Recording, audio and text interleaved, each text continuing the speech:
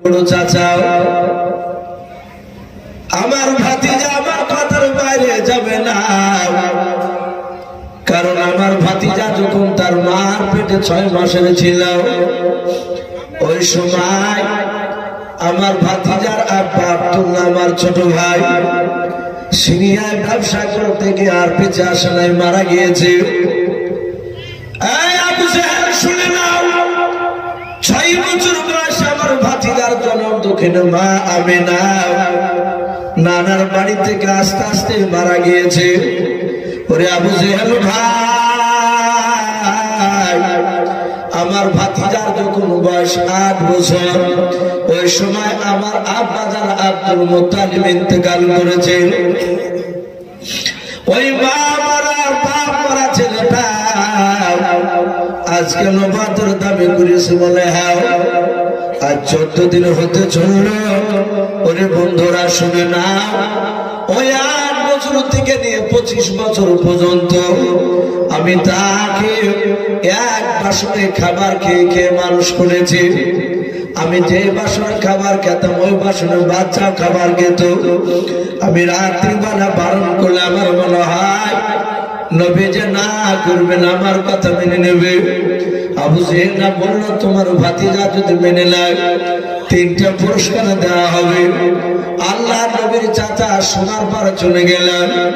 আবু তালিবের বিবিকে ডেকে ডাক দিয়ে বলল, বিবি রে, বহুদিন ধরে নবীকে সাথে করে নিয়ে খাবার খাই নাই।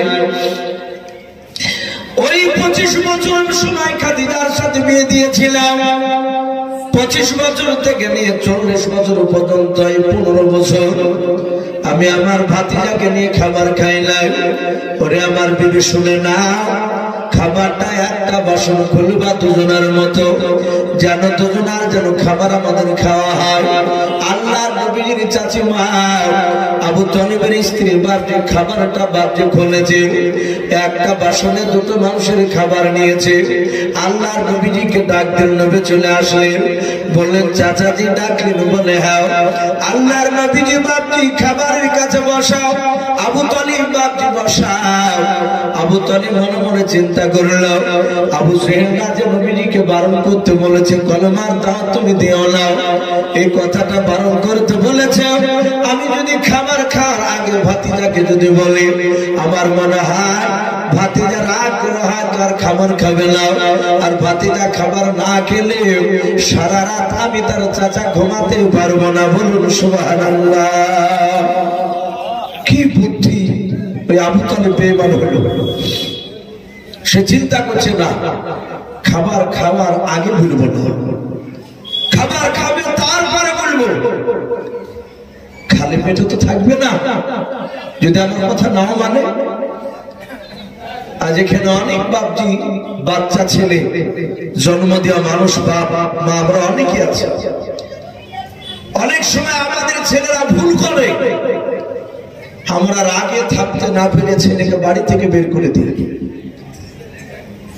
করে দিয়ে বাজারে চলে গেছে। বাপ মা কিন্তু ঘুমাতে পারে না, লোক করে দেখে স্বামী নেই। ছেলেকে ঘর থেকে বাপজি খাবার নিয়ে গিয়ে ভাই থেকে ছেলেকে ডেকে নিয়ে সে খাবার খেতে দেয়। ভাই যাহাতে 2-3 বার খাবার খাওয়া হয়েছে আর অমনি বাপ চলে এসেছে। অনেক বাপকে দেখা যায় এসে বাপটি খাবারের বাসনকে কেড়ে নেয়, খেতে দেয় না। আমার মনে হয় খাবার খেতে দিয়ে খাবারের বাসনকে টেনে নেওয়া এর চেয়ে বড় আঘাত মনে হয় পৃথিবীতে হতে পারে না। অনেক ছেলেকে দেখা যায় গাছে গলায় দড়ি দিয়ে ঝুলে, রাগে থাকতে না পেরে আব্বা খেতে দিল না।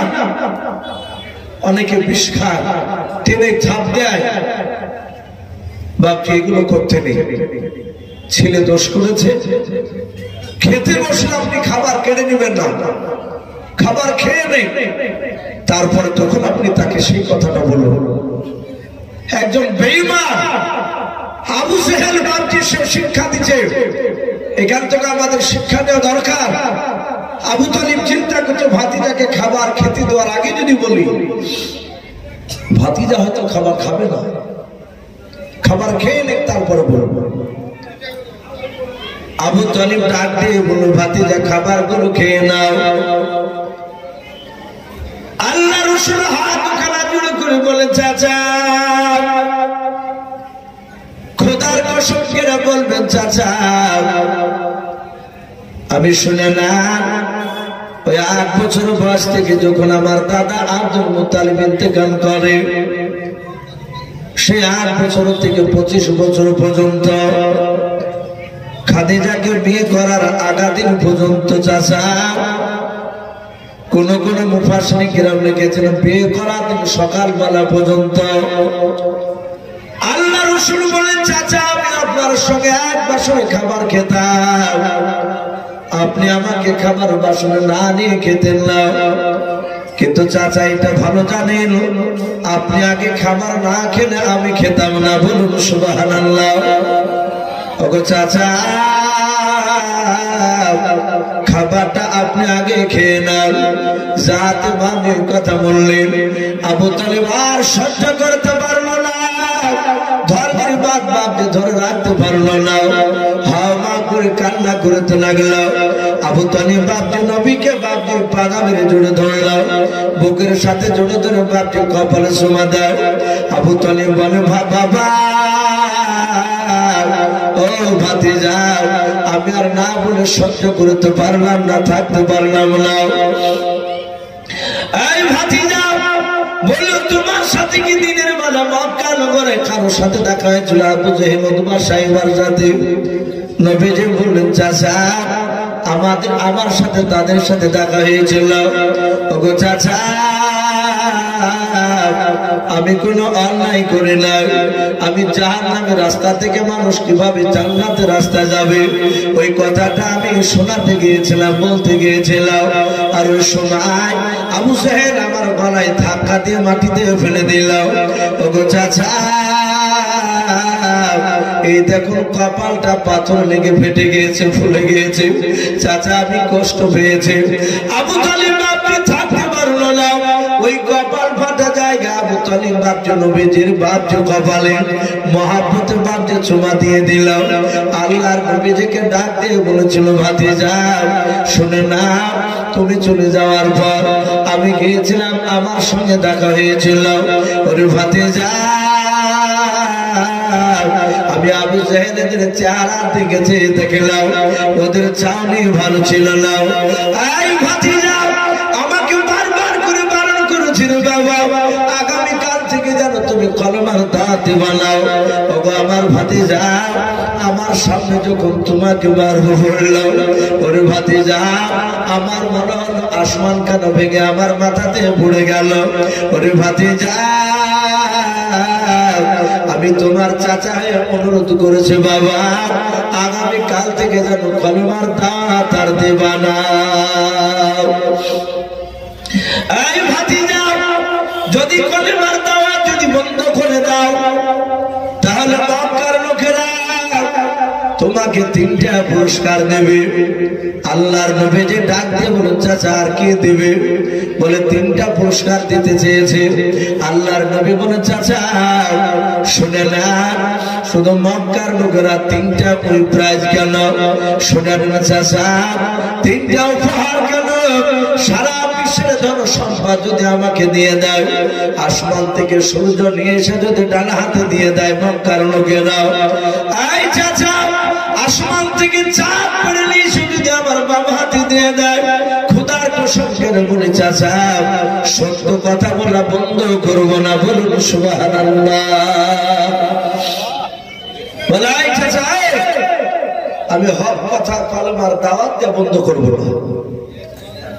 আবু তালিবের সামনে যখন রাসূলুল্লাহ ওই কথা বললেন যে আমি হক কথা কলমার দাওয়াত দেওয়া বন্ধ করবো না, আমি দাওয়াত দিবি চাচা, আমার কিছু দরকার নেই। সাথে হাত বাপজি আবু তালিবের চোখ দুটো খেয়ার মতো লাল হয়ে গেল। আবু তালিব ডাকে দিয়ে বলেছিল, এই ভাতিজা তুই তাহলে কলমার দাওয়াত দেওয়া বন্ধ করবি না? বলে না, আমি লাখ যার কসম করে বলবো।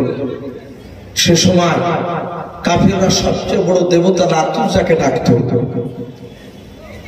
বলে আমিও লাতুজার কসম করে বলি, আমার কণ্ঠে যার থাকা পর্যন্ত তোমার শরীরে কেউ ফুলের ছিটকে ফেলতে পারবে না। বলুন সুবহানাল্লাহ। ভালোবাসার কথা না দুশ্মনের কথা কথা বলে? এ ছিল মহাব্বত, ভালোবাসা।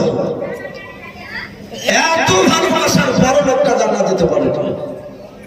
সে নবীকে ভালোবাসত, নবীর কথাকে মানে না। রাসূলকে নবীজির চাচা মারা গেল, খাদিজা মারা গেল। সেই বছরটা রাসূলুল্লাহ চরম কষ্ট পেয়েছে। কাফেররা মেরেছে। আল্লাহ রাসূল যাবে কার কাছে? সান্ত্বনা দেওয়ার কেউ তো নেই।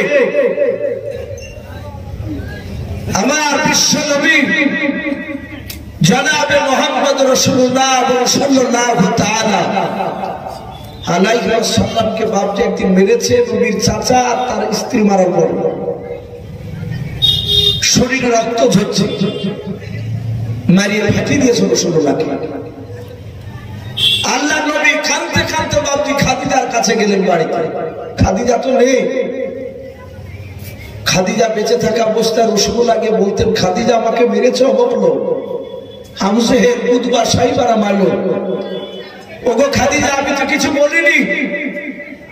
খাদিজা রাসূলকে বুকের সাথে পাদা মেরে মহব্বত করে জোরে জোরে বলতেন, ও আল্লাহর রাসূল আপনি কাঁদবেন না। ওরা যদি জানতো আপনি সত্যিকারী নবী রাসূল, তাহলে ওরা মারত না আপনাকে। ওরা চিনে না। ওগো নবী, আপনার পূর্বে বহু নবী রাসূল এসেছিলেন, তাদেরকে ধরে ধরে তারা মেরেছে। আর আমাদের বিবিরা হলে কথা বলবে, ভাই একটু কথা বলে, একটু পরীক্ষা করে দেখবে।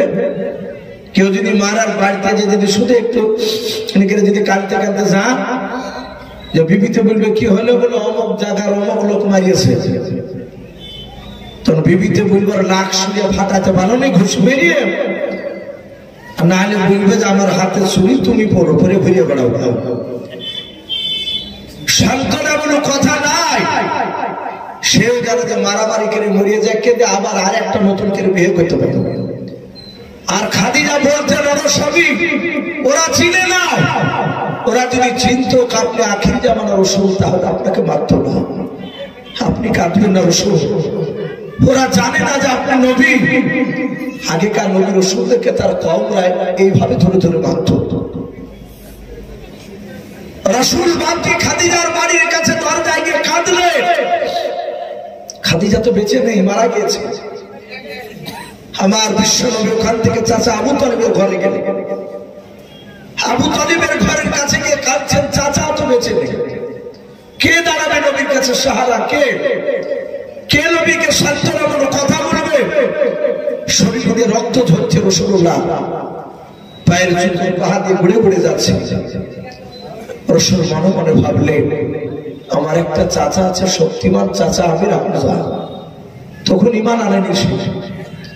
আমি চাচা আমির হামজার কাছে যাই, আমার চাচা হয়তো একটু আমার পক্ষে একটু কথা বলবে। বাড়ির দরজার কাছে গিয়ে বলছেন, চাচা চাচা। রাসূল কাঁদছেন বাচ্চা ছেলের মতো। ভিতর থেকে আমির হামজার স্ত্রী বলল, কে? বলে, আমি আমির হামজার ভাতিজা, আমি মুহাম্মদ সাল্লাল্লাহু আলাইহি ওয়াসাল্লাম। আমির হামজার বিবি দরজাটা খুললো। খুলে দেখছে গোটা শরীর দিয়ে বাপজি রক্তের দাগ, জামা রক্তে ভিজে গিয়েছে, পা দিয়ে রক্ত পড়ছে। আমির হামজার বিবি বলল, তোমার চাচাকে ডাকছো কেন? বলে, চাচি বাবা, আমি কোনো দোষ করিনি, আমি সত্য কথা বলছিলাম। আমাকে মক্কার সাইবার চাচারা, তার ভাতিজারা ধরে আমাকে মারলো। আমির হামজার বিবি উত্তর দিল, যেমন তোমার কর্ম তেমনি তোমার ফল ঠিকই হয়েছে। বলে, এখানে কাঁদো না, চলে যাও। তোমার চাচা নাই, তোমার চাচা শিকারি করতে গেছে বলে। আল্লাহর নবী বুক ভরা ব্যথা নিয়ে কাঁদতে কাঁদতে চলে গেলেন ময়দানের বাবা। মরুভূমির ময়দানে গিয়ে গুহার ভিতরে নবী কাঁদেন আর বলেন, আল্লাহ, আমি মনে হয় তোমার দিনকে আর বেশি দিন ঠিক রাখতে পারবো না। এদিকে বাবা আমির হামজার বাপ যে দুই হাতে এত শক্তি আল্লাহ দিয়েছিলেন, আল্লাহর নবী পরবর্তীকালে আমির হামজার শক্তির ব্যাপারে বলেছিলেন। আল্লাহর নবীর জামাই আলীকে বাপ আল্লাহর বাগ বলতেন নবী। হযরত আমির হামজাকে বিশ্ব নবী বলেছিলেন, আমার আমির হামজা জঙ্গলের সিংহ, বলুন সুবহানাল্লাহ। আল্লাহর নবী বলেন, দুনিয়ার বুকের বাপটি 50টা যুবকের নওজওয়ানের শক্তি একাই আমার আমির হামজার দুই হাত আল্লাহ দিয়েছিলেন। আমির হামজা তীরন্দাজ ছিলেন বাপজি, তীর ছুড়লে বাপজি তীরটা মেহে যেত না। ওই আমির হামজা বিশ্ব রাসূলকে বাপজি তখন মানে নাই। একটা হরিণকে দেখে দূর থেকে বাপজি তীর খানা নিশানা করে বাপজি ছুটতে যাবে, মারতে যাবে। আর ওই সময় আল্লাহর কুদরতে বাপজি অবলা ওই হরিণটা মানুষের মতো কথা বলতে লাগলো, বলুন সুবহানাল্লাহ। তীরখানা বাপজি ছাড়তে যাবে আর হরিণটা এভাবে বাপজি পেছন দিকে ঘুরে ঘুরেছিল। ওরে নবীজির চাচা আমাকে মেরো না, ধরো না, যা তোমার ভাতিজার পাশে গিয়ে দাঁড়াও গা, বলুন সুবহানাল্লাহ। আমির হামজা বাপজি অবাক হয়ে গেল, প্রসঙ্গ হলো বাপজি খাড়া হয়ে গেল। কি ব্যাপার, বাংলার হরিণ পর্যন্ত আমার ভাতিজাকে চিনে, কিন্তু আমি তার চাচা হয়ে আমি তার ভাতিজাকে চিনতে পারলাম না। আমির হামজা তীর আর ধনুক নিয়ে বাপকে দৌড়াতে লাগলো বাড়িতে। বাড়িতে যাওয়ার পর বলেছিল, বিবিরে আমার বাড়ি থেকে আমার ভাতিজা এসেছিল। বলে হ্যাঁ এসেছিল। বলে কই রে বিবি? বলে তোমার ভাতিজাকে বাড়িতে বসতে দেই না। বলে কেন এসেছিল তুমি কি জানো? বলে তোমার ভাতিজাকে মারিয়েছে মক্কার লোকেরা, মার খেয়ে রক্তাক্ত শরীর নিয়ে তোমার দরবারে এসে এই দরজায় এসে শুধু বলেছিল চাচা চাচা চাচা করে কাঁদছিল আর ডাক দিয়েছিল। আমি তাকে বাড়িতে আসতে দিই না, বাড়ি থেকে বের করে দিয়েছে, দরজা লেগে দিয়েছে। আমির হামজা বলেছিল, বিবি তুমি অন্যায় করেছো বিবি, আমার ভাতিজার সাথে এখন আমি দেখা করতে যাব। আল্লাহর নবীর চাচা নবীজি কোথায় আছে বাপজি জানেন না। উনি বলেন আমি পায়ের রক্ত দেখে আমি নিশানা দেখে দেখে চলে গেলাম। নবীজি জান্নাত দিয়ে পা দিয়েছেন বাপজি মাটি যেতে, ওই পায়ের ছাপ বাপজি রক্ত মাটিতে লেগে আছে। নবীজি বাপজি দেখছেন ওই গুহার ভিতরে কাঁদে।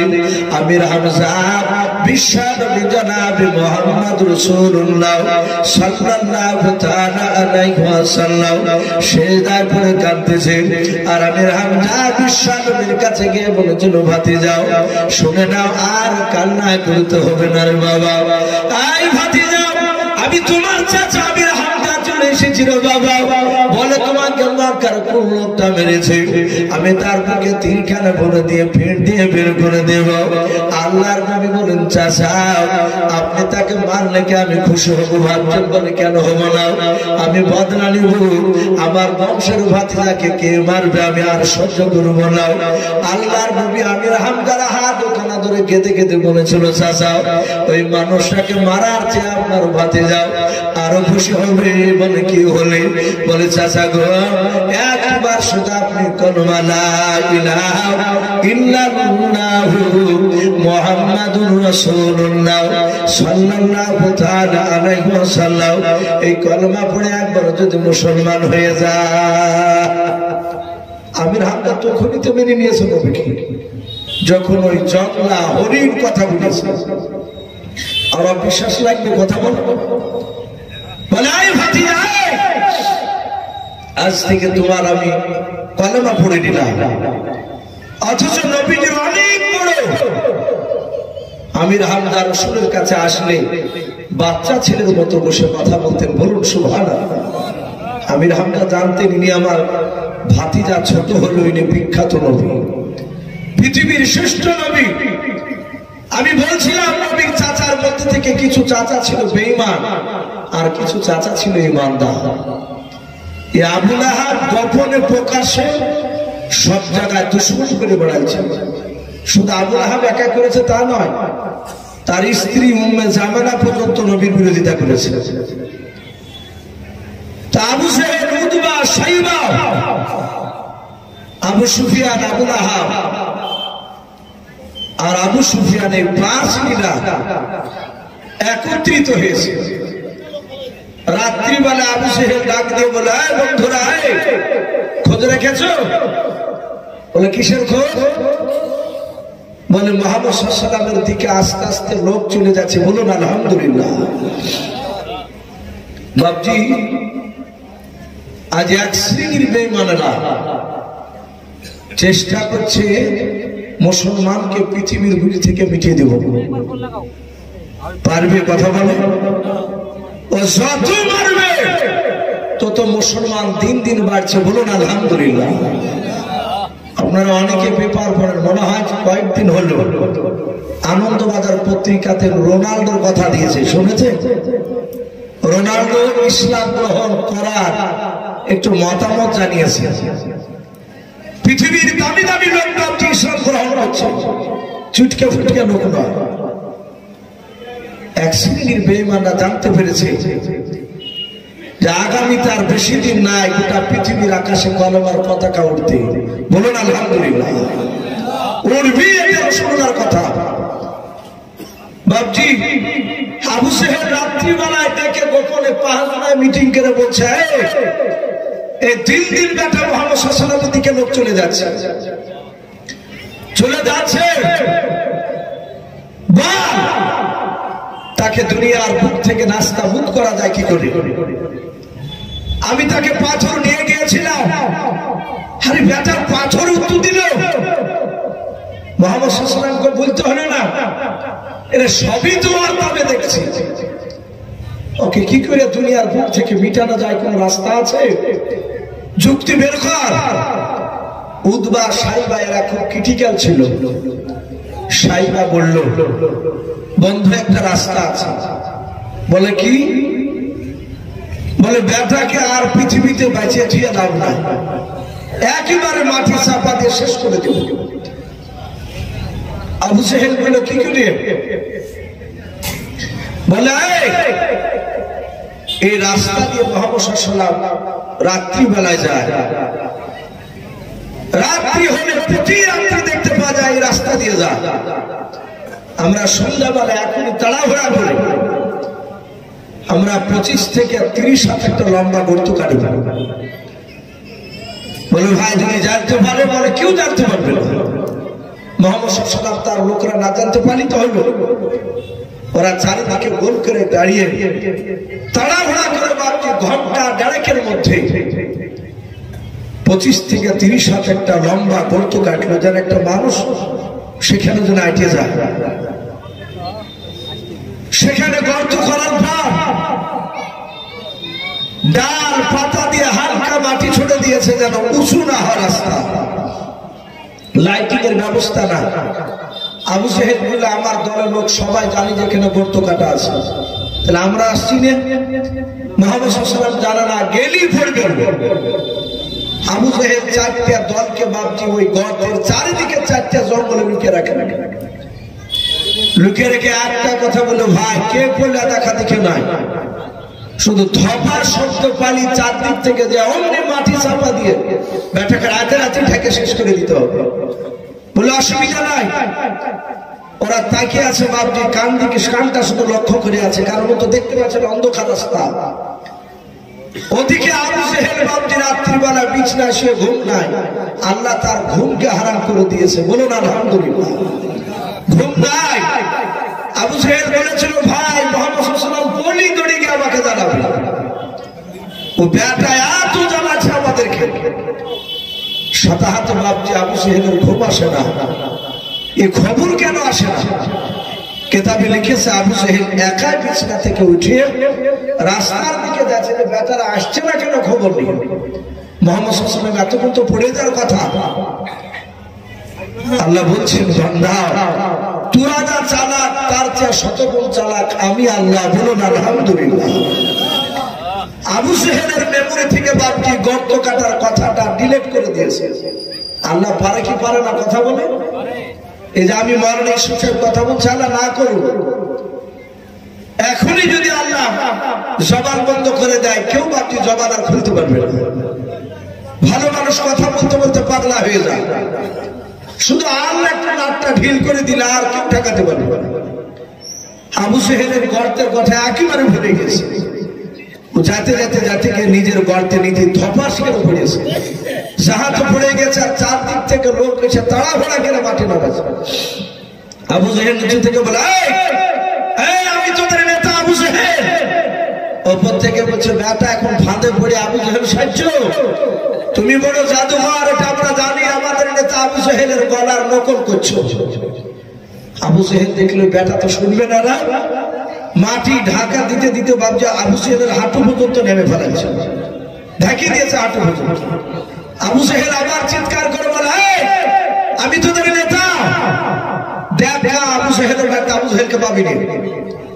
পাঁচটা মানুষ পাঁচ রকমের থাকে, একজনা বললো, ভাই গলা তো আবু জেহেলের মতনই লাগছে, একটু দেখ না বাড়িতে আছে।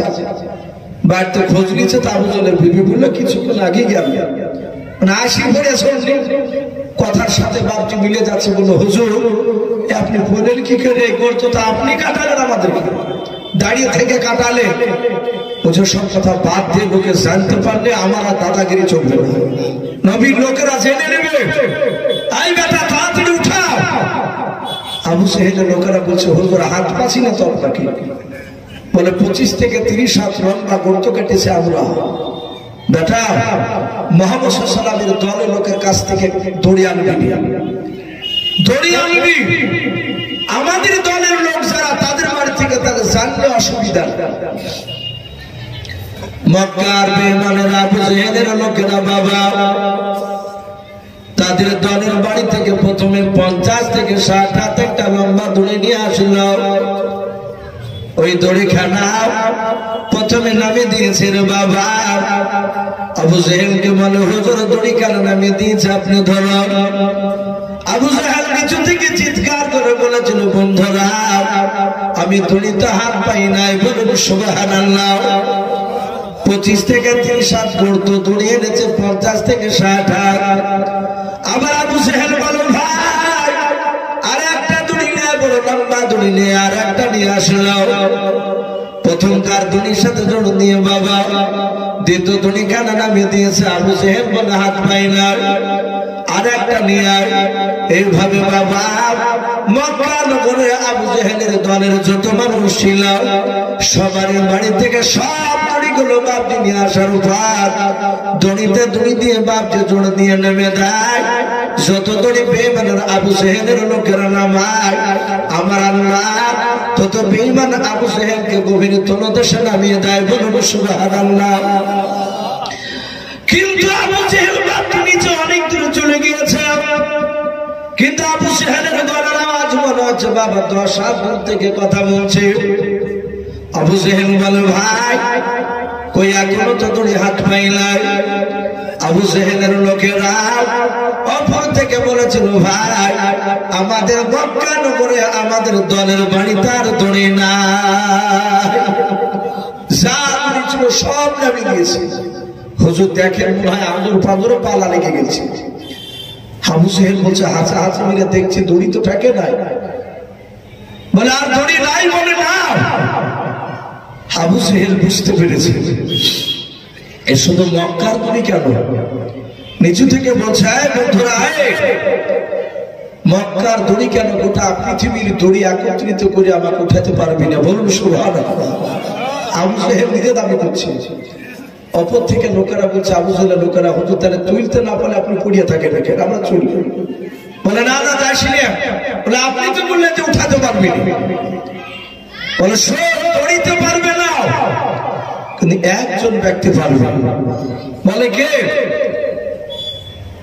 বলে উনি হচ্ছেন মুহাম্মদ সাল্লাল্লাহু আলাইহি ওয়াসাল্লাম। যেই নবীর জন্য গর্ত কেটেছে সেই নবীকে ডাকিলে আমার নাম করবে।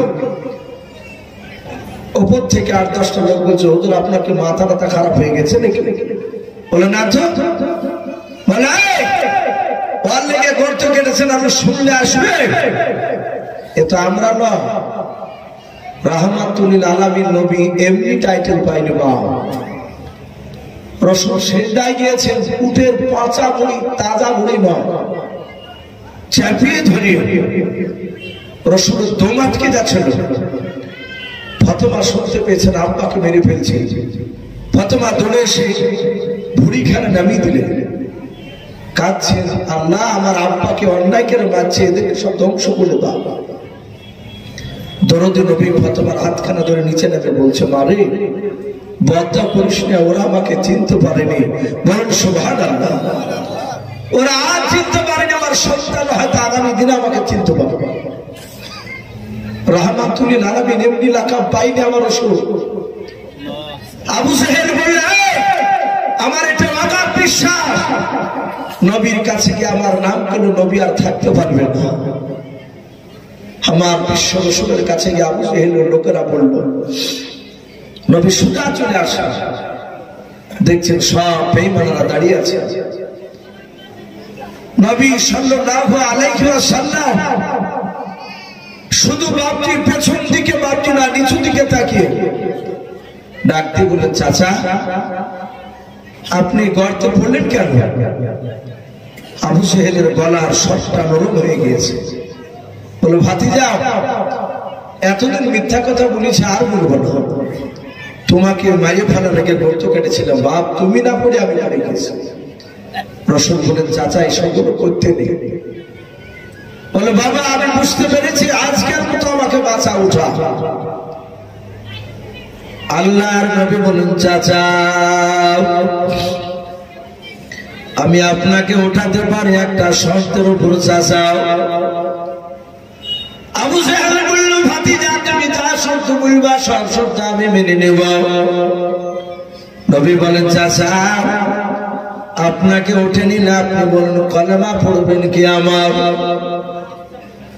আমার বিশ্ব নবী জনাবে মুহাম্মদ রাসূলুল্লাহ সাল্লাল্লাহু তাআলা আলাইহি ওয়াসাল্লাম নবীজির বাপ আপনার কথাতে রাজি হয়ে গেল। আবু জাহেল বেঈমান বলে, ভাতিজা আমাকে উঠে নিলে আমি কলেমা পড়ে নেব।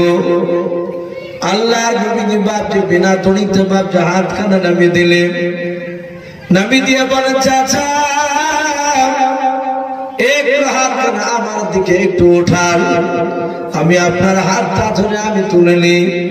আবু জাহেল বাবা নিচু থেকে বাপ যে কত হাসিমের বাপ যে হাত তালি মারতেছে। বেঈমান শয়তান যারা হয় সব জায়গাটা শয়তানি করে। আবু জাহেলকে তুলতে যাচ্ছে হাত বাড়িয়ে, আবু জাহেল নিচু থেকে এমনি করে হাত তালি মেরে বেঁচে গেছে। মুহাম্মদ সাল্লাল্লাহু আলাইহি ওয়াসাল্লাম গিয়েছে আর নাই। তো নবী বলে, চাচা আমি কি গিয়েছি? বলে, ভাতিজা তোর এটা ব্রেক ছিল একেবারে শেষ হয়ে গেছে। বলে, কেন? বলে, মক্কার আমাদের দলের না হলে মনে হয় 1000 দড়ি হলো, সব 50-60 করে লম্বা দড়ি, দড়িতে দড়ি দিয়ে জোর দিয়ে উঠাতে পারেনি আমাকে। তো 2-4 খান দড়ি শোকের না নিয়ে বিনা দড়িতে হাত ধরে দিয়েছি। আল্লাহ রাসূল বলেন, চাচা আমি শুধু আপনার নবী রাসূল নয়, ওগো চাচা আমি সারা পৃথিবীর মাখলুকাতের নবী প্লাস রাসূল। জোরে বলুন সুবহানাল্লাহ। এই কথাটা আলোচনা করতে গিয়ে একটি কিতাবের ঘটনা বাপজি তুলে ধরেছে। আল্লাহ রাসূল সারা পৃথিবীর মাখলুকাতের নবী প্লাস রাসূল। আপনার যেমন আজকে বসে আছে, রাসূলুল্লাহর মসজিদে নববীতে এইভাবে জমাট বেঁধে মানুষ বসেছে, সব সাহাবায়ে কেরাম। হযরত সালমান ফারসি রাদিয়াল্লাহু তাআলা আনহু তিনি বলেন, সবচেয়ে বৃদ্ধ সাহাবা, উনি বলেন আমি মসজিদে নবীর কথা শুনতে গিয়ে আমি ভিতরে জায়গা পাইলাম না, সব একদম পেটটা ফেলে বসে আছে। আমি মসজিদে নববীর দরজার কাছে বসে গেলাম, ভিতরে জায়গা নেই। ওখান থেকে বসে বসে আমি নবীর চেহারার দিকে চেয়ে নবীর কথা শুনছিলাম। বিশ্ব নবী আমার মসজিদে মিম্বারে এভাবে পাখানা মিম্বারের প্রথম ধাপিতে বাপটি রেখে প্রথম কাল ওই 3 নাম্বার এক নিচ থেকে যেতে যেতে 3 নাম্বার ধাপিতে রাসূল আমার উপরে বসে আছে। আমার দরুদ নবী জনাবে মুহাম্মদ রাসূলুল্লাহ সাল্লাল্লাহু তাআলা আলাইহি ওয়াসাল্লাম বিশ্ব দরদি বাপটি বসে কথা বলছিলেন। সালমান ফারসি বলে আমি দেখলাম একটা উট নিয়ে বাপকে দৌড়ে আসলো। উঠ ওই উটটা দৌড়ে এসে মসজিদে বাপকে নববীর দরজায় ওটা বাপকে মাথা কানে ভরে দিয়ে বাপজি রে বাবা ওটাতে নবীজিকে বাপজি খুলতেছিল। বলুন সুবহানাল্লাহ। সাহাবা সালমান ফারসি বলে আমরা দেখলাম ওটা যার জন্য বাপজি রাস্তা করছিল নবীর কাছে যাবে দৌড়ে।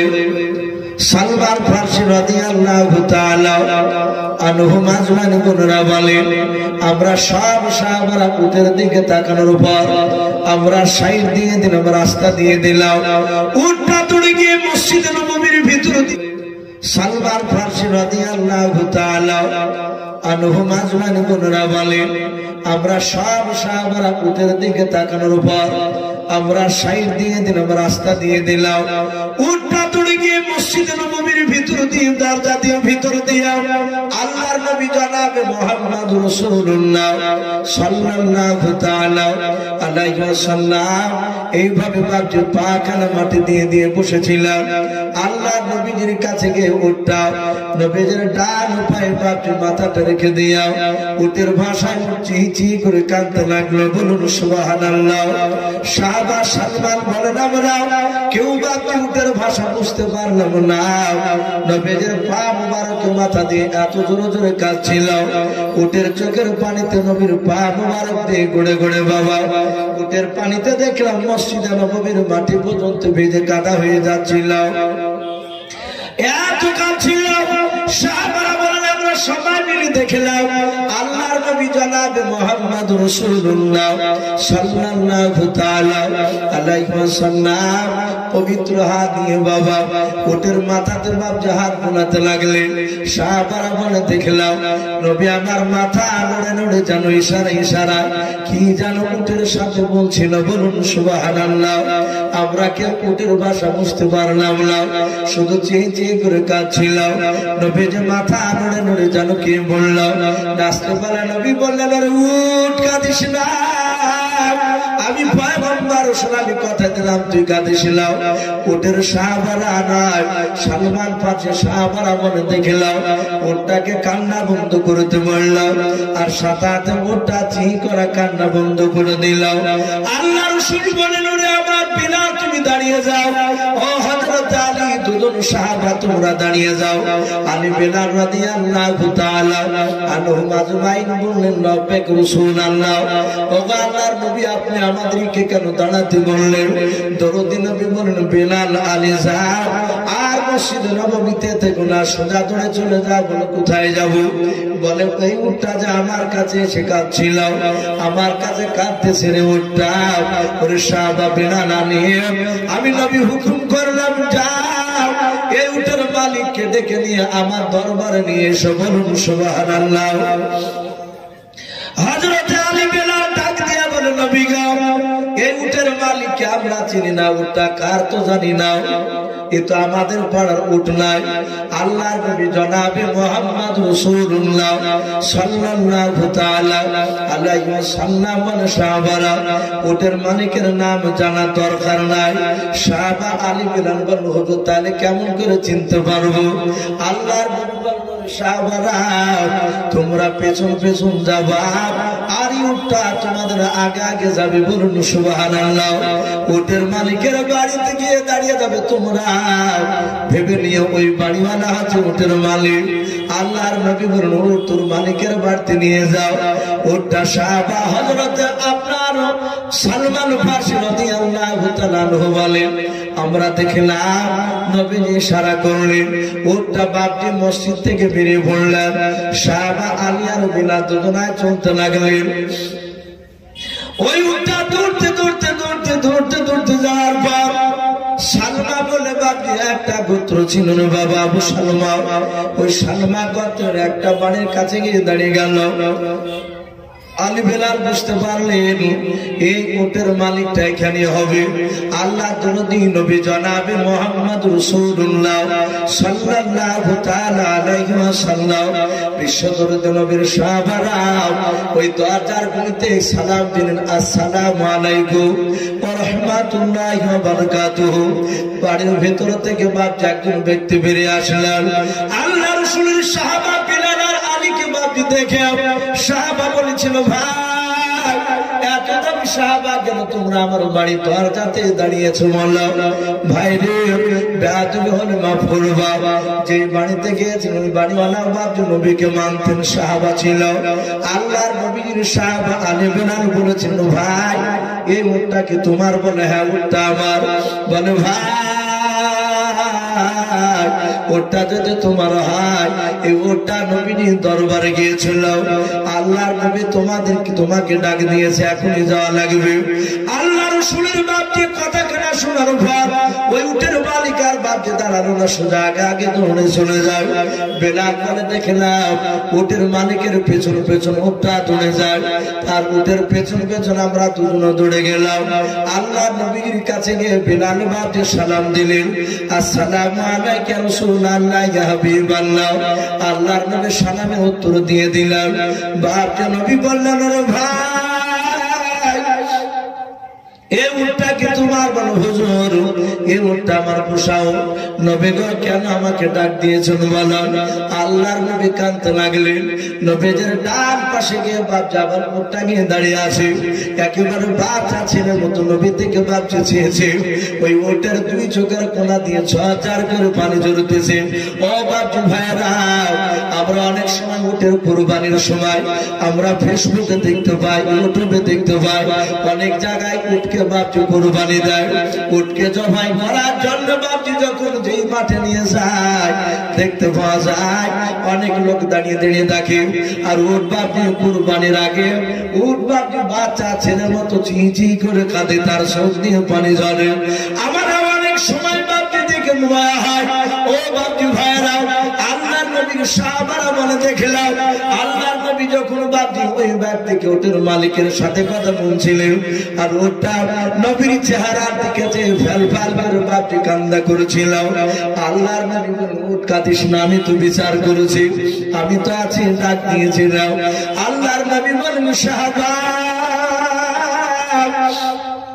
এ উট কি তোমার বলে হ্যাঁ এ উটটা আমার ডাক দে বলুন সাহাবা উটের ওপর কেন তুমি অবিচার করেছো উটকে কেন পেট ভরে খেতে দাও নাও আল্লাহ রাসূলের বাপকে ডাক শোনার পর বাবা ওই উটের মালিক বলেছিল নবী গো এই উটটা এসে আমার বিরুদ্ধে আপনার দরবারে মামলা দিয়েছে বিচার দিয়েছে বলে হ্যাঁ বলে নবী গো উটটা কি বিচার দিয়েছো না বলো আমি দেখতে চাই মিথ্যা কি রেখে লাগিয়েছে আপনাকে না সত্য কথাগুলো বলেছে আল্লাহর নবী বলেন সাহাবা ওটা আমার ডান পায়ে পা রেখে বলেছিল ওগো আল্লাহর নবীজি সারা পৃথিবীর মধ্যে আপনি শ্রেষ্ঠ নবী রাসূল ওগো আল্লাহর নবীজি ওগো নবী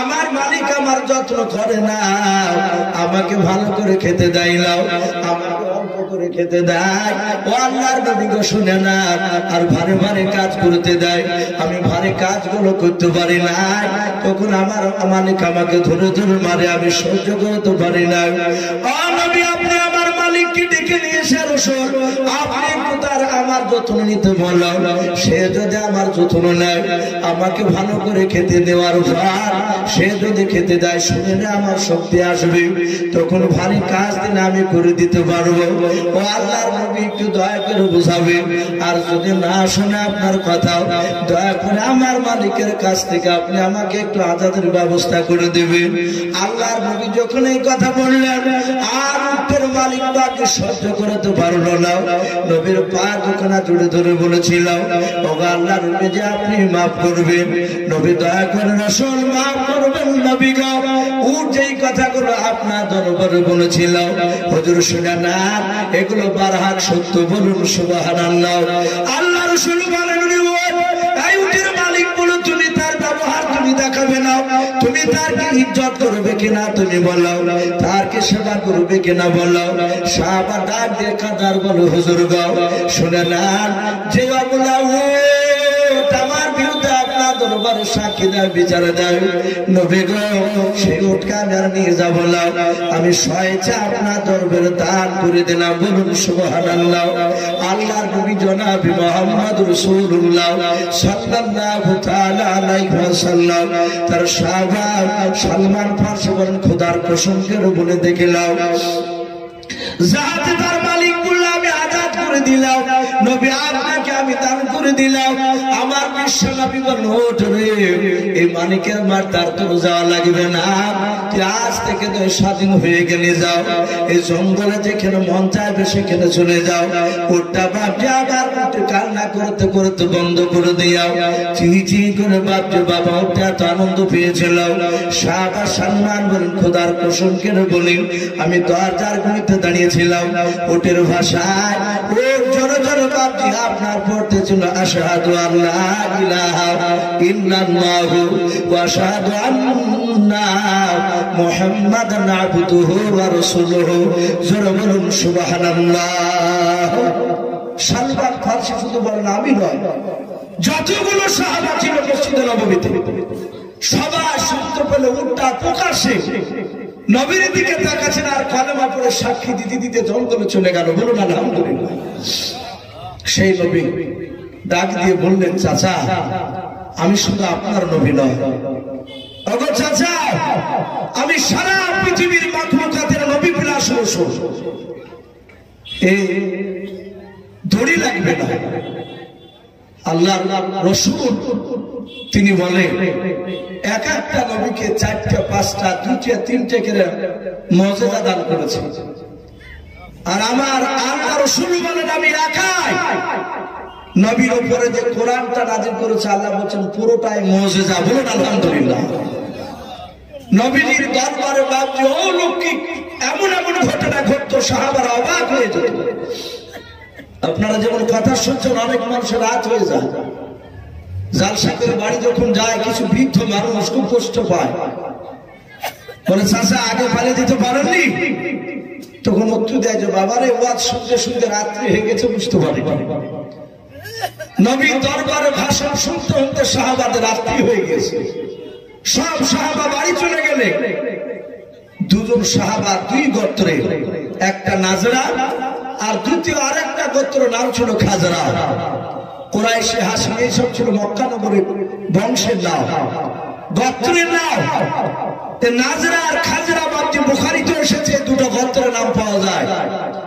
2 গোত্রের 2টো নেতা রাসূলের কথা শুনতে শুনতে বাপজি বেশ অন্ধকার ঘুটঘুটে নেমে এসেছে, রাত্রি 10টা পার হয়ে গিয়েছে। নবীজি দেখলেন সবাই চলে গেল, 2জন সাহাবা বসে আছে, তাদের চেহারা দিকে চেয়ে মনে হচ্ছে চিন্তিত অবস্থা। নবী বলেন, সাহাবা সবাই চলে গেল আর তোমরা যাচ্ছ না, কি ব্যাপার, তোমরা থাকবা নাকি? বলে হুজুর আমরা থাকার জন্য আজকে আসি না, আর আমাদেরকে আজ রাত্রে বাড়ি যাওয়া লাগবে, কিন্তু নবীকে আপনার বক্তব্য শুনতে শুনতে রাত্রি হয়ে গিয়েছে, আমাদের ইরাদা ছিল জোছনা রাত থাকতে থাকতে চলে যাব, কিন্তু রাসূল এ তো রাত্রি অন্ধকার, আমরা এখন দুজনায় যাব কি করে? আমাদের কাছে তো কোনো লাইটিং এর ব্যবস্থা নেই, লাইট নেই, আগুনের কোনো ব্যবস্থা নেই। আমার বিশ্ব রাসূল মুচকে হাসি দিয়ে বলেন, সাহাবা চিন্তা না, আমি রাসূল আছি তো, তোমাদের সঙ্গে আল্লাহ আছে। বলুন আলহামদুলিল্লাহ। নবী একজন সাহাবাকে বলে, যা ওই গাছ থেকে 2টো ডাল ভেঙে নিয়ে এসো। হায়াতুস সাহাবা কিতাবটিতে ঘটনাটা এসেছে, রাসূল সাহাবাদের জীবনী আছে।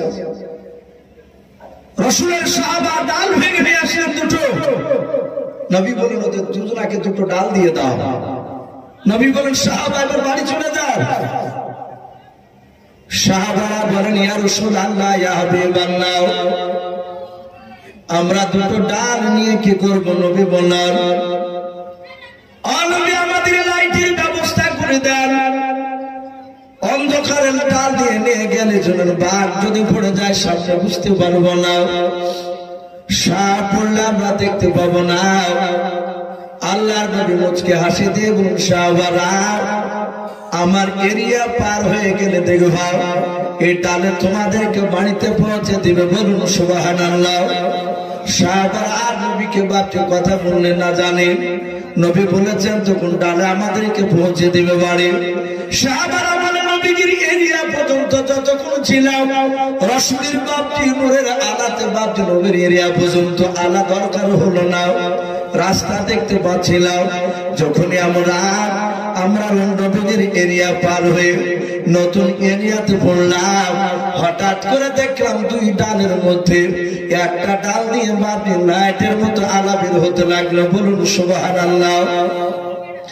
আর একজন সাহাবা বলে, ভাই রে তোমার যেতে সুবিধা হবে কিন্তু আমার তো ডাল দিয়ে আলো বের হয় না। সাহাবারা বলেন, ভাই যতক্ষণ পর্যন্ত দুজনাই একটা রাস্তা চলছিল ততক্ষণ পর্যন্ত একটাই বাপটা আপনার আলা জ্বলছিল ডালে। যখন বাবা ওই রাস্তা দুই দিকে বাপটি হয়ে গেলাম, দুজনায় দুই দিকে হঠাৎ বাপটি যে আলাটা জ্বলছিল না ওই ডালটা বাপটি আবার জ্বলতে লাগলো, বলুন সুবহানাল্লাহ। ও বাপটি ভাইরা এগুলো ছিল নবীর মুজিজা। আল্লাহ রাসূল বললেন, দড়ি লাগবে না, শুধু হাতটা বাড়া। হাতটা বাড়াতে বললে আবু সাহেব হাতটা এমনি করে তুলেছে, আর নবী খেস করে হাতটা ধরে রাসূলুল্লাহ তাকে তুলে নিলেন, বলুন সুবহানাল্লাহ। মক্কার হাজার হাজার দড়িতে পারে নাই, আর নবী বিনা দড়িতে হাতখানা বাড়িয়ে দিয়েছে, তুলে নিলেন। রাসূল বুক ভরা আশা নিয়ে বললেন, চাচা এবার পড়ে না। সাথে হাতে বলল, আবু সাহেব ভাতিজা আমার জানা ছিল না যে তোমার জাদু জমিনে কাজ করে। আমি এতটুকু জানতাম তোমার জাদু আসমানে চলে। মানে বেঈমানরা বলেছিল, হে মুহাম্মদ সাল্লাল্লাহু আলাইহি ওয়াসাল্লাম তুমি যদি নবী রাসূল হও তাহলে আসমানের চাঁদকে দু টুকরা করে দেখাও। তিনি নবী মক্কার মাটি থেকে দাঁড়িয়ে শুধু এইভাবে ইশারা করেছিলেন, আর চাঁদ দুই দিকে দুটো পাহাড়ে পড়ে গিয়েছিল, বলুন আলহামদুলিল্লাহ। বিজ্ঞানীরা বলছে চাঁদের ফাটলে দাগ আছে, চাঁদটা যে জোড়া দেওয়া তার দাগ বোঝা যায়। বাপজি আমার সোনা লালেরা, এটা আবু জেহেলরা জানতো যে নবী মাটি থেকে আকাশে কাজ করেছে। নবীর ইশারায় চাঁদ টুকরা হয়ে যায়। আবু জেহেল বললে, আমার জানা ছিল না যে তোমার জাদু জমিনে চলে। আর দেখলে তুমি বড় জাদুঘর, আমি তোমার কলেমা পড়বো না। আমার বিশ্ব সেই সময় বলা ব্যথা নিয়ে নবী বলেছিলেন, এই চাচা আজ থেকে তোকে কেউ আবুল হিকাম বলবে না, জ্ঞানী গুণী বুদ্ধিজীবীর বাপ বলবে না। আমি রাসূল তোর নাম দিয়ে দিলাম আজ থেকে আবু জাহাল। আমরা চলতি ভাষা বলি আবু জেহেল, এর অর্থ হচ্ছে বাপজি মূর্খের বাপ। সম্মানিত ভাই আমার বাবাজি বলে না, রাসূলের বিরোধিতা তারা করেছিল, তাই তারা বেঈমান হয়ে বাপজি তারা মারা গিয়েছিল। নবীর মহব্বত যারা করেছিল তারা ছিল সাহাবায়ে কেরাম। বাপজি রাত্রি অনেক হতে চলেছে, আমি আপনাদের সামনে বাপজি তিনটা হাদিসের মধ্যে শেষের হাদিস পড়েছিলাম, মান বানা লিল্লাহি মাসজিদান বানাল্লাহু লাহু বাইতান ফিল জান্নাহ। নবীজি বলেছেন, কেউ যদি মসজিদে একটা টাকা দান করে, কেউ যদি মসজিদে বাপজি ঘর করে দেয়, মসজিদ বানিয়ে দেয়, তার জন্য জান্নাতে একটা আল্লাহ ঘর বানিয়ে রাখবেন, বলুন সুবহানাল্লাহ। তো বাপজি এখানে অনেক বাপজি ভাই মা বোনেরা রয়েছে, আমি আপনাদেরকে খুব বিরক্ত করবো না বাবা, কারণ আমার পরে আরো বক্তা আছেন আলহামদুলিল্লাহ, তারা আরো জান ভরে আসে আলোচনা করবে। আমি মিনিট 20 মতো বাপজি আমি আপনাদের কাছে একটু দেখতে চাই। মসজিদে বাপজি অনেক কাজ এখনো বাকি আছে। আমাকে মাওলানা জামিউল ইসলাম সাহেব বললেন, হুজুর একটু আদায়ের জন্য অনুরোধ করা হয়েছে, তাই আমি আপনাদেরকে বাপজি এখানে দেখতে চাই। আমাদের কার আব্বা, কার মা, কার দাদা দাদি, নানা নানি অনেকে চলে গেছে বাবা, কবর থেকে বাপজি তারা তাকিয়ে আছে, একটু হয়তো আমার জন্য একটু দোয়া করবে। তাই বাপজি রাত্রিবেলা দেখতেছে আল্লাহর ঘর চুরি করার জন্য। নবীজি বলেছেন কিয়ামতের ময়দানে পৃথিবীর সব ধ্বংস হয়ে যাবে, শুধু মসজিদটা বাপজি ধ্বংস হবে না, মাদ্রাসা। বলুন আলহামদুলিল্লাহ। এই মসজিদ অক্ষত বসতে বাপজি আল্লাহ দরবার উঠে যাবে, মানুষের মতো কথা বলবো। তাই আমি দেখতে চাই বাপজি 5,000 10,000 করে বাপজি, আমি একটু বেশি করে বলবো বাপজি, নগদ টাকা দেওয়ার একটু চেষ্টা করব। অনেক মানুষ ওয়াদা করে বাপজি সে টাকাগুলো অনেকে দিতে চায় না। তাই বাপজি যদি কোন আল্লাহর বান্দা যদি থাকে,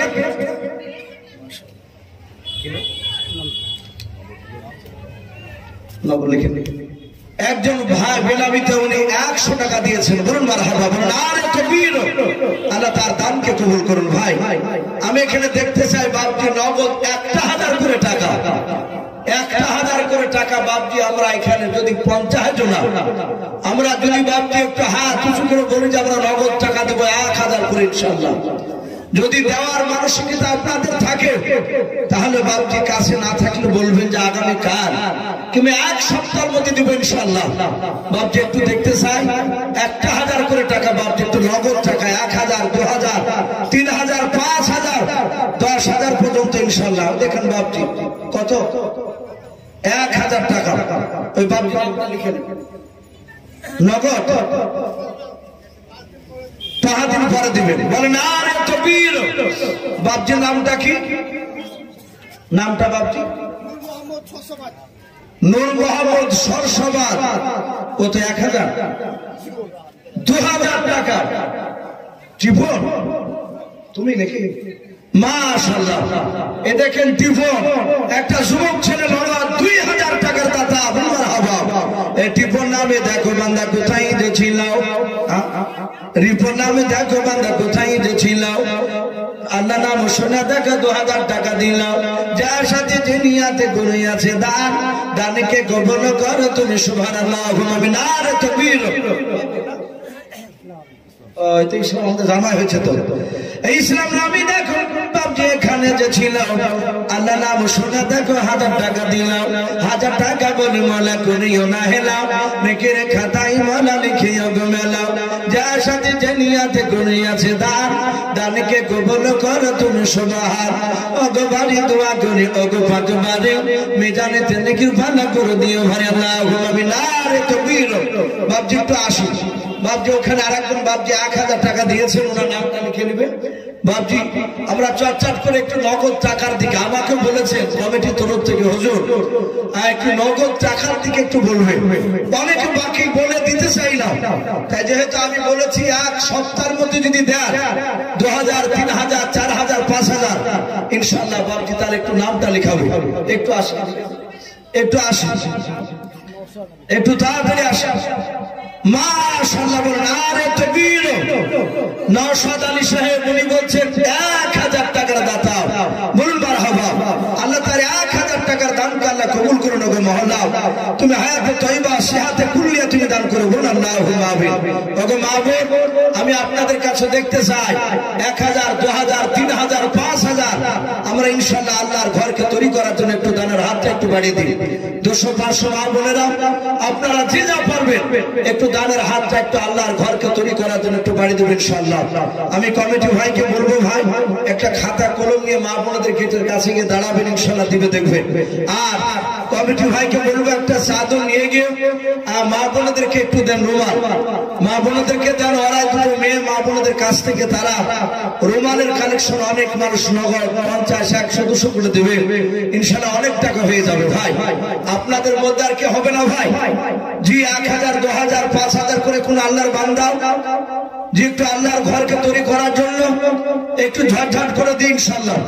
আমি আপনাদেরকে বেশি কষ্ট দিব না, মিনিট 20 পর্যন্ত একটু ভাবছি থাকবো আপনাদের কাছে।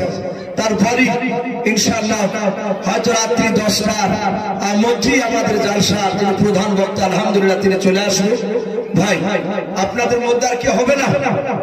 2,000 1,000 500 একটু আল্লাহর বান্দা ঘরকে তৈরি করার জন্য জি একটু তাড়াতাড়ি আসেন। যদি কেউ মনে করেন যে আমি সিমেন্টের বস্তা নাম লিখাবো কাজ হবে তখন দিব ইনশাআল্লাহ, আপনারা ওয়াদা করতে পারেন 1 বস্তা 2 বস্তা 5 বস্তা 10 বস্তা পর্যন্ত বাকি সিমেন্টের নাম আপনারা লিখাতে পারেন। ভাই আর কি হবে না? মতিউর রহমান 5 বস্তা মাশাআল্লাহ বলেন আরে তাকবীর। এই মতিউর রহমান নামে দেখো বান্দা কোথায় ছিল, আল্লাহ নাম শুনে দেখো 5 বস্তা সিমেন্ট দিয়ে গেল। যার সাথে যে নিয়াতে করিয়াছে দান, দানকে কবুল করো তুমি সুবহানাল্লাহ আমিন। আরে তাকবীর। দেখে বেনামিতে দেখো বাটি এখানে যে ছিল, তোমার নাম শুনে দেখো 1000 টাকা দিল। 1000 টাকা বড় মালা করিও না হেলাও, নেকের খাতায় মালা লিখিও গো মেলাও। যার সাথে যে নিয়াতে করিয়াছে দান, দানকে কবুল করো তুমি সুবহান। অগো বাড়ি দোয়া করি অগো পাকড়া বানাও, জান্নাতে খেলায়ও তুমি আঙ্গুর বেদনা আল্লাহুম্মা আমিন। আরে তাকবীর। বাপজি একটু ঝটঝট করে আসবা, আমরা নগদ টাকা দেওয়ার একটু বেশি বেশি করে চেষ্টা করি। 500, 1000, 2000 আর সিমেন্টের বস্তা যদি কেউ লিখাবো মনে করে 1 বস্তা 5 বস্তা। আমার একজন ভাই মতিউর রহমান 5 বস্তা লিখেছে। আল্লাহ কোরআনে বলেছেন মা খালাকালাকুম আজওয়াজা। আমি প্রতিটা জিনিস আমি জোড়া জোড়া বানিয়েছি, যদি ওনার জোড়া বাপজি কেউ হতে পারে। আর ওগো মা বোনদের কাছ থেকে আমি এখনো পর্যন্ত একটা মা বোনের নাম পাইনি। মা বোন আপনারা যে যা পারবেন 200, 500, 1000 1 বস্তা সিমেন্ট ইনশাআল্লাহ